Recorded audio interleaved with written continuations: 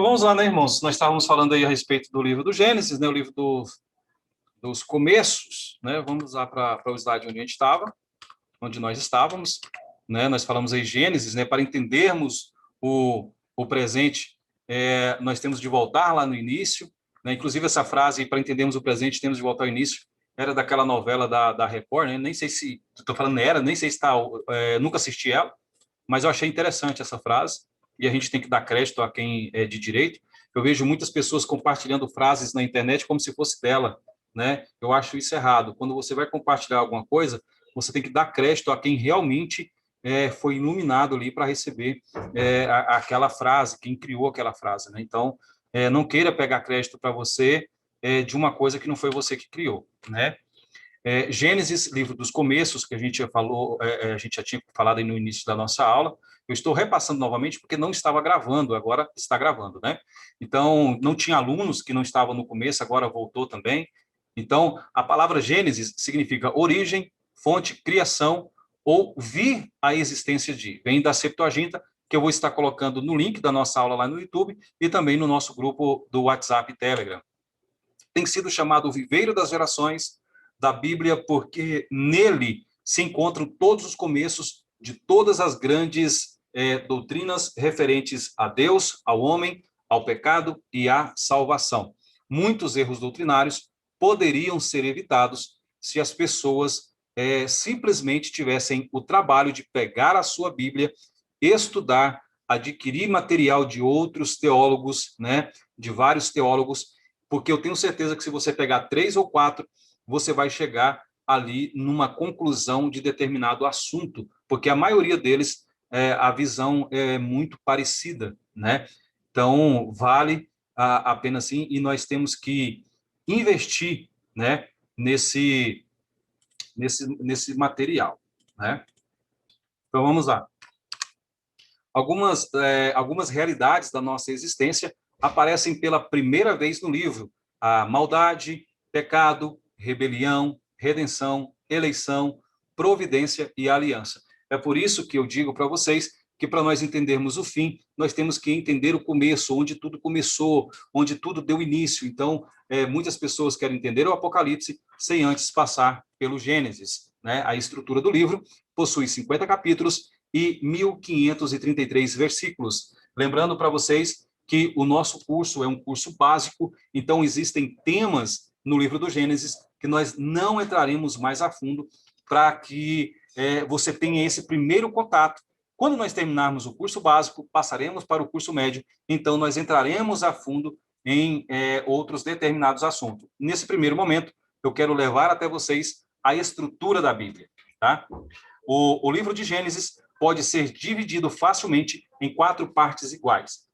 Com essa divisão dos livros da Bíblia, a sua interpretação, o seu entendimento de diversos assuntos na palavra de Deus, ele se tornará mais amplo e você terá mais facilidade em entender o que ali está escrito, se você começar a fazer essas divisões dentro dos livros da Bíblia. Nós não podemos fazer divisão dentro da igreja, né? Mas no livro da Bíblia, nós dividirmos em partes para estudo, isso sim deve ser feito. Essa divisão é abençoada. Não é abençoada aquela que divide irmãos, né? Então, a primeira divisão é a criação e os primeiros dias da raça humana. O relato sobre Abraão e Isaque está em Gênesis 11 até 25, 18. A narrativa de Jacó e Esaú, né? A narrativa de Jacó e Esaú, Gênesis 25, 19 ao 36, 43. Aqui,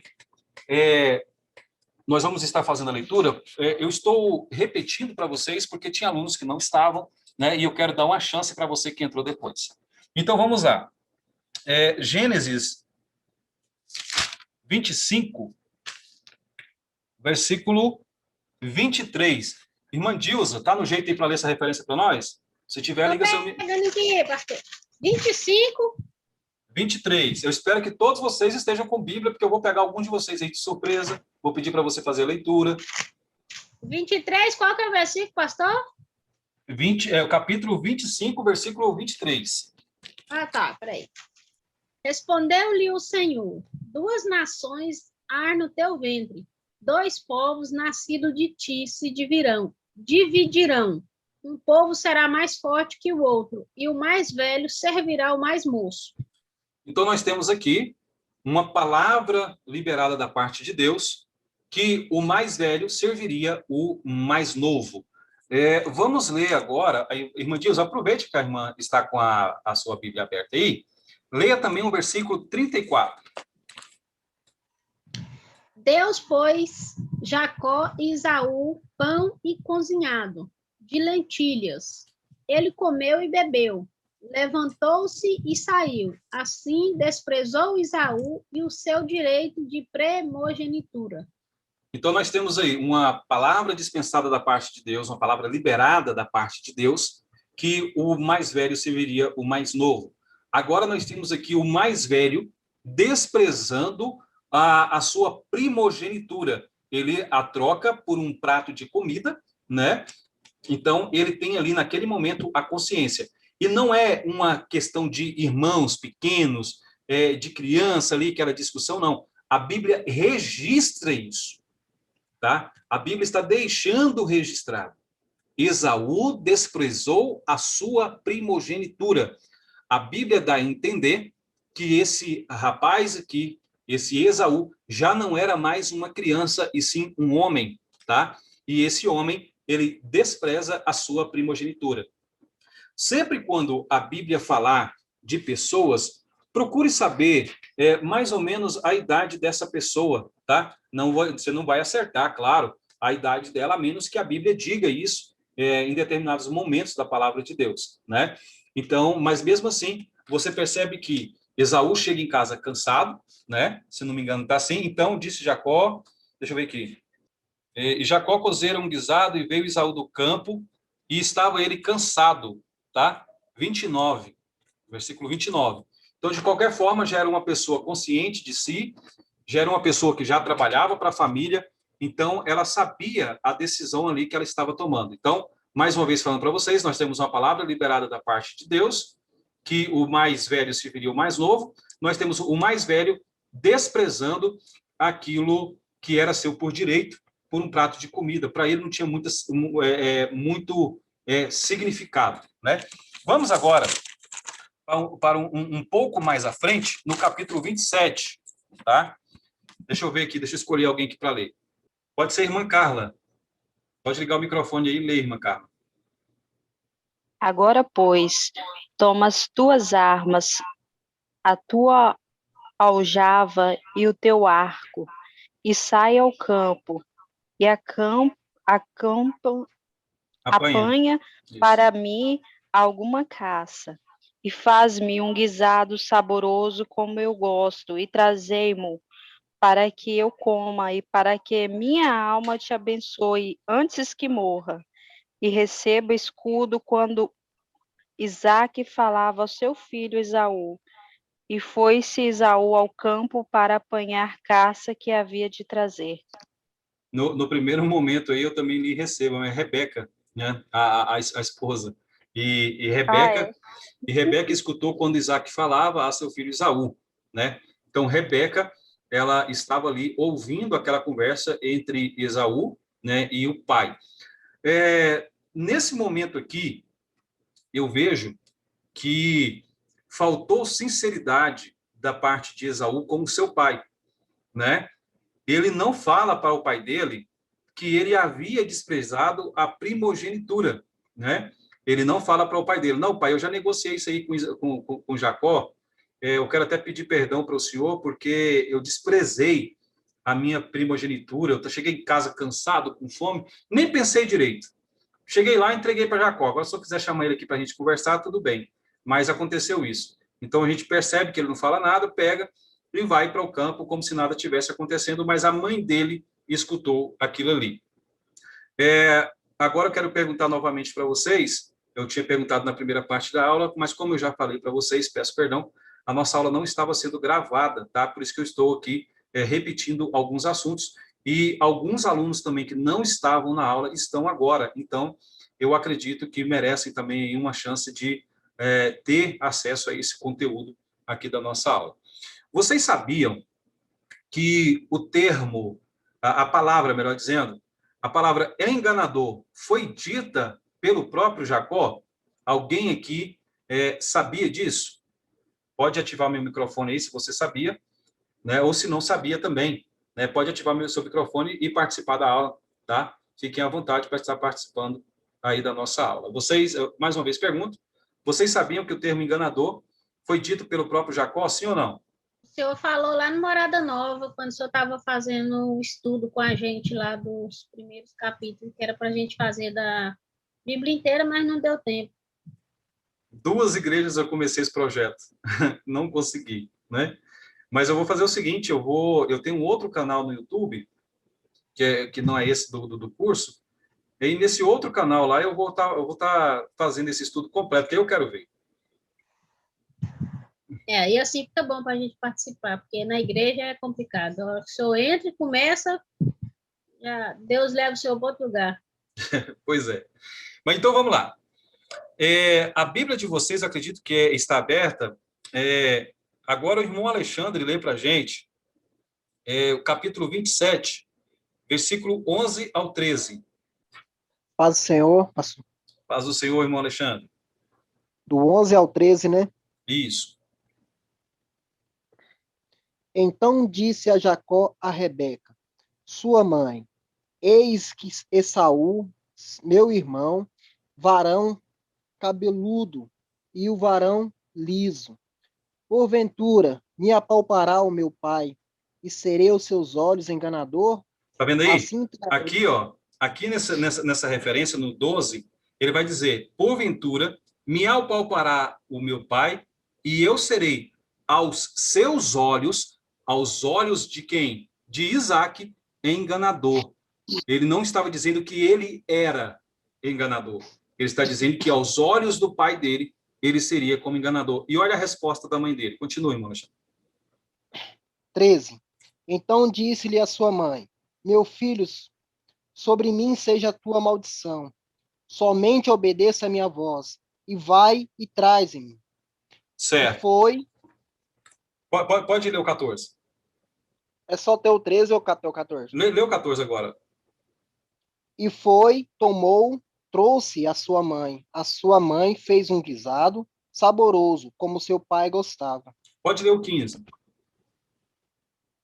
Depois tomou Rebeca as vestes de gala de Esaú, seu filho mais velho, que tinha consigo em casa, e vestiu Jacó, seu filho menor. Então, nós temos aqui o versículo 13, onde ela disse, a mãe de Jacó está dizendo, meu filho, sobre mim seja a tua maldição. Quando Jacó faz isso, ele está simplesmente obedecendo à mãe dele. Quem é que pega as vestes? Quem é que faz a comida? Vocês viram tanto que a gente falha na leitura da Bíblia? Então, Jacó, por muitos e muitos anos, é pregado como enganador por causa de uma palavra que ele falou, né? Que saiu da boca dele, que o pai dele pensaria dele, mas a mãe dele diz o quê? Meu filho, sobre mim cai a tua maldição. Sobre mim cai qualquer coisa que acontecer, só me obedece. Então, Jacó estava obedecendo a mãe dele. Outra coisa que eu vejo muitos pregadores falando a respeito de Jacó, deixa só eu achar aqui a referência, para compartilhar com vocês. Capítulo 32, versículo 28. Eu vejo muito pregador ministrando de forma errada nesse texto. Muita gente. Luquinha, lê para a gente aí essa referência, Luquinha. Gênesis 32, 28. Está me ouvindo, Lucas? Tô, pastor, tô pegando aqui, só um minuto. Você estava com a Bíblia na mão, né, Luquinha? Sim, senhor. Pronto para, em condições de... 32. 28. Então disse, não se chamará mais o teu nome Jacó, mas Israel, pois como príncipe lutaste com Deus e com os homens e prevalecestes. O que eu escuto os pregadores dizendo? Está aqui a pergunta. E disse, deixe-me... Aqui, versículo 27. E disse-lhe, qual é o teu nome? E ele disse, Jacó. Aí o que eu vejo os pregadores dizendo?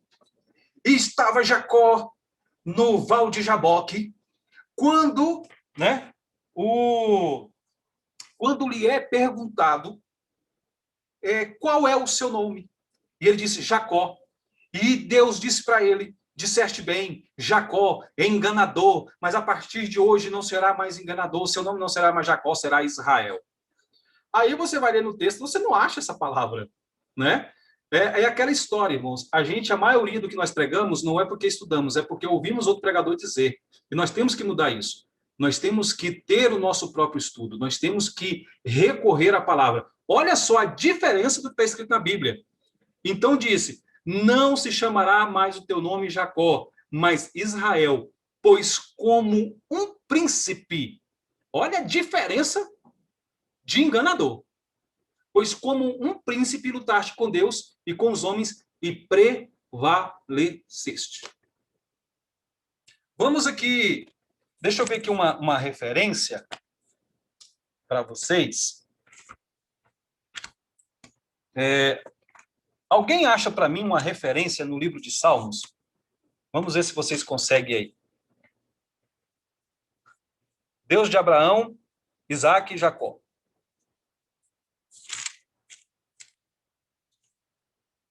Procure para mim, por favor, Nicolas, essa referência. Deus de Abraão, Isaac e Jacó em Salmos. Quem achar primeiro aí também pode me chamar, irmãos. No livro de Salmos. Vamos recorrer àquela Bíblia nossa, né, no computador.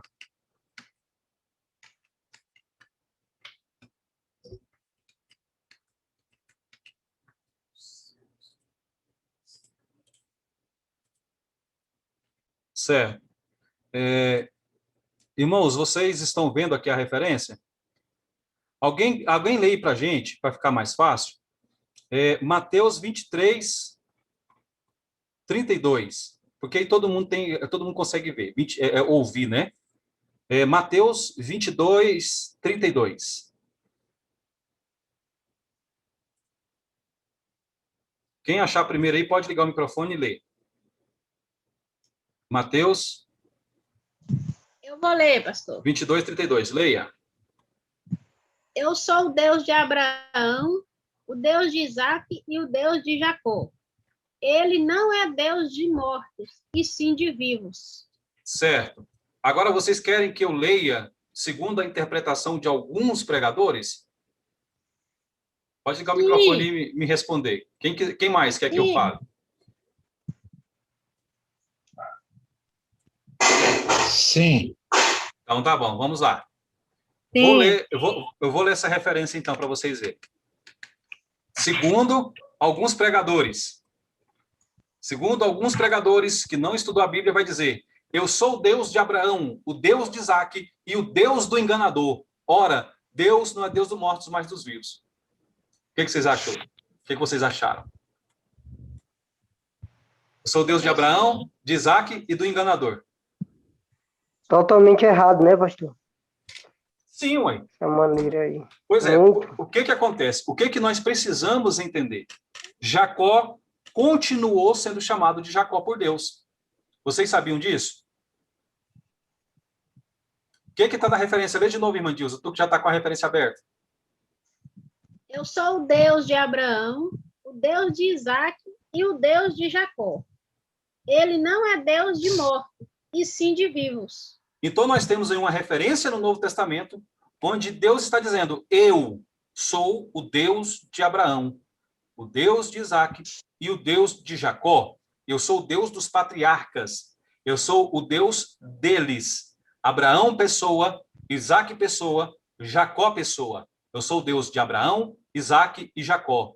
Agora, quando Deus vai falar de nação, ele vai dizer: eu sou o Deus de Israel. Israel é geração eleita, povo, nação. Quando Deus chama por Israel, ele está dizendo que nação. De Jacó sairia uma nação que se chamaria Israel, formada por 12 tribos. E aí? que vocês acharam? Diz aí, meu povo. Muito interessante, pastor. Amém. Na verdade, assim, o que eu entendo, assim, é que, na verdade, quem foi enganadora foi a mãe, né? Que pediu para ele fazer, que E ela enganou o disse o marido, não quê? foi? E ela disse o quê no versículo 13? Que tudo que fosse cair sobre ele, e ela ia ficar para ela, né? A maldição. Entendeu? Mas só que a gente insiste em culpar o cara. A gente insiste em chamar ele de enganador, né? E o nome Jacó significa suplantador, tá? Suplantador, aquele que se sobressai. Não é enganador, é suplantador, tá? Imagina Deus abençoando o enganador. O que vocês me dizem? Eu acho que não ia dar certo, né? Não ia dar certo, né? Jacó tinha algumas coisas que precisavam ser trabalhadas, assim como eu e você também. Vocês se consideram enganadores? Eu não. Né? Então, assim como Jacó tinha algo que precisava ser trabalhado na vida deles, nós também temos. E eu tenho tanta coisa que precisa ser transformada, mudada na minha vida ainda, né? Eu sou pastor, mas eu tenho consciência disso. Eu preciso melhorar a minha vida de oração, eu preciso voltar a estudar como eu estudava antes, né? Aconteceram muitas coisas na minha vida, assim, muito próximas uma das outras, que só Deus, né, para dar estrutura para a gente, porque eu comecei novo no ministério, né? Teve até uma época no campo de Porangatu que eu era o pastor dirigente mais novo do campo, né? Com 33 anos. E então eu era o caçula lá dos pastores, né? Na hora que eu chegava, via ali pastor Valdemar, da Novo Horizonte, pastor Ailton, do Sol Nascente, pastor Leonardo, da Vila Recorte, pastor Valdemir, da Vila Operária, pastor Ilso Francisco, da Planaltina, pastor José Antônio, né? Até agora, nesse momento, eu não sei em qual congregação que ele está, mas ele estava na Moriá quando eu saí de Porangatu. Pastor Ribamar, que hoje está na Moriá, né? Então, inúmeros pastores, pastor João de Deus, pastor Chocolate, tantos outros pastores, né? Que têm meu apreço ali na cidade de Porangatu. Eu era o mais novo, mas mesmo eu sendo mais novo, eu passei por muita coisa no ministério, né? Que eu não sei e se outras pessoas, até com mais idade, suportariam, né? Mas não é que coisas que o homem causou por obediência mesmo, né? Por obediência ao ministério, aos meus pastores, a gente tem que ter muita estrutura para obedecer alguns pedidos, né? Olha, você tem que sair daqui, você tem que ir para ali, e você chega ali, de repente você tem que vir para cá, e a gente, por obediência, vai, né, juntamente com a nossa família, que nem Mandils acabou de dizer aí. Eu comecei o estudo em 2 igrejas, né?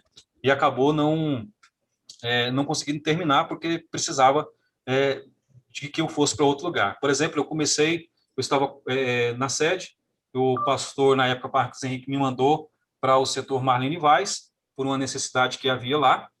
E quando eu estou no Marlene Vaz, acho que com 5 meses, houve uma necessidade em uma outra congregação, e o pastor Marcos Henrique chegou em mim: Vanderlei, eu preciso de você na congregação Flamboyant. Chego na Flamboyant, quando passa 10 meses, o pastor Marcos Henrique chega em mim: Vanderlei, eu preciso de você em Bonópolis.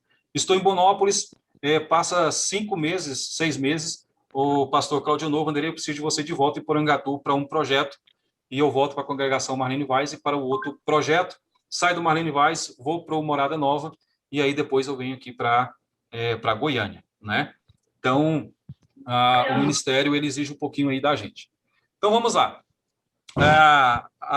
Nós falamos aí sobre a estrutura do livro, as 4 partes: a criação e os primeiros dias da raça humana, o relato de Abraão e Isaac. Essa aula vai ficar depois disponível também no YouTube, para que você possa fazer anotações aí das referências. A narrativa de Jacó e Esaú, a gente falou um pouco aí sobre esse tema, inclusive eu fiz questão de frisar a questão do que a gente fala sobre o Jacó enganador. No livro, no curso médio, a gente aprofunda um pouco mais essa história.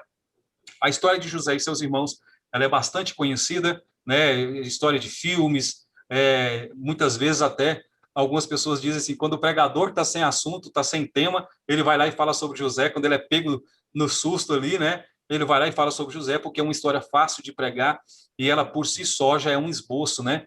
Ele está ali com seus irmãos, ele tem os seus sonhos, ele é vendido como escravo, ele vai trabalhar na casa de Potifar, ele vai para a prisão, ele interpreta o sonho e vira governador no Egito, né? Então, é uma coisa assim que a gente já tem quase que decorado, então também não vou me aprofundar muito nisso aqui. Aqui, eu estou me adiantando um pouco sobre as 12 tribos de Israel. Nós estamos falando de Jacó, olha só aí de novo. E eu precisava falar para vocês nessa aula ainda sobre essa questão de Jacó, nação, né, que era aí onde entrava Israel, dividido em 12 tribos, né? Jacó teve aí 2 filhos com uma de suas concubinas, né? Deixa eu só fazer as marcações aqui. Vocês estão conseguindo me entender aí, irmãos? Sim? Sim. Então ele teve 2 filhos com a primeira concubina aqui, né? Bila, que era a concubina, que era a serva de Raquel, né? E ali teve 2 filhos, Dan e Naftali. Raquel teve 2 filhos, né? José e Benjamim, tá? E no nascimento do segundo filho, o que acontece com ela, irmãos? Morre. Ela morre, né? Aí nós temos, eu acho muito bonita a história de Lia, irmãos, porque a Bíblia vai dizer que Lia era desprezada. Vocês sabiam disso? Deixa eu só ver aqui onde é que está essa referência. Deixa eu só ver aqui se é em Gênesis 30. Eu não encontrei aqui, para a gente não ter perca de tempo. Deixa eu só achar naquela Bíblia nossa aqui, ó. Eu gosto dessa Bíblia, viu? Ela me acode muito. Aqui, ó. Alguém lê para a gente aí? Eu vou fazer aquela marcação aqui. Vou fazer aquela imagenzinha aqui para ficar na nossa tela, né? Gênesis 29. Gênesis 29, 31. Vendo, pois, o Senhor que Leia era aborrecida, abriu a sua amada, e porém Raquel era estéril. Então, olha só aí. Viu Deus que lhe era desprezada e olha o tanto de filho que a mulher teve, né? Rubem, Simeão, Levi, Judá, Issacar e Zebulon, né? Olha só quem se ela não fosse desprezada, hein, pastor? Pois sabe lá o que teria acontecido, né? Então, ela se torna mãe da metade das tribos de Israel, né? Aí, deixa eu só marcar aqui novamente. Então, a gente tem aí Lia, né? Rubem, Simeão, Levi, Judá, Issacar e Zebulon. Se eu fosse vocês, printava essa tela aí, viu? Pastor? Sim, pastor Zé Pereira. Mas aí fala só dos homens. A Dina era filha dela também, não era? Oi? Diná também era filha dela, né? Sim, aqui, pastor. É porque eu estou falando das tribos, né? Uhum. Mas sim, bem observado. Bem observado. Lia também. Diná. Diná também. Então, quem era desprezada... eu tenho uma observação aqui, irmãos. É muito interessante. Voltando aqui no nosso slide, nós temos aqui a história do nosso irmão, né? Nós temos aqui a história do nosso irmão José, né? Vocês sabiam o quanto foi difícil José nascer? Vocês sabiam disso? Não. Então vamos lá. Não. José era filho de quem? Raquel. Raquel era o quê? Estéril. Certo. Raquel era casada com quem? Jacó. Jacó era filho de quem? Exato. Com quem? Rebeca. Rebeca era o quê? Estéril também. Isaac é filho de quem? Estéril também. Sara. De Sara. Sara era o quê? Estéril. Estéril também. Pega a visão, irmãos. Deus vai abrir... Olha só. Deus vai abrir quantas portas forem precisas para te abençoar. Oh, glória. A promessa dele ser cumprida na vida de alguém, independente do que for acontecer, né? Não importa quantas portas ele tenha que abrir, uma hora a bênção vai chegar. Né? Amém. O desafio de José não foi somente ali ser vendido pelos seus irmãos, ser escravizado, ser preso, né? Mas para o menino nascer deu um trabalhão, né? Porque a avó era estéril, a bisavó era estéril, a avó era estéril, a mãe era estéril. Olha aí, né? Vocês já tinham observado isso? Não, nunca tinha levado muito assim, prestado atenção, né? Nessa parte. São pequenos detalhes importantes que nós deixamos passar. Essa imagem, irmãos, eu peguei nesse site aqui, tá? Estou marcando aí, porque é aquela questão que eu falei para vocês. O crédito tem que ser dado a quem é de direito, tá? Então, vamos lá.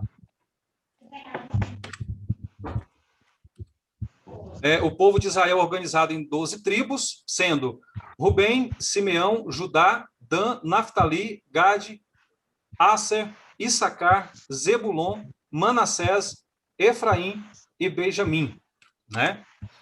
Dentro dessa organização, as pessoas da tribo de Levi vivem entre seus irmãos em seus territórios, cumprindo as ordens de Deus de serem separados para o ministério do Senhor. Então, não são contados entre as 12 tribos, né? Olha só aqui, ó. José não é contado e nem Levi. Então, nós temos 1, 2, 3, né? 4, 5, 6, 7, 8, 9, 10, 11, 12.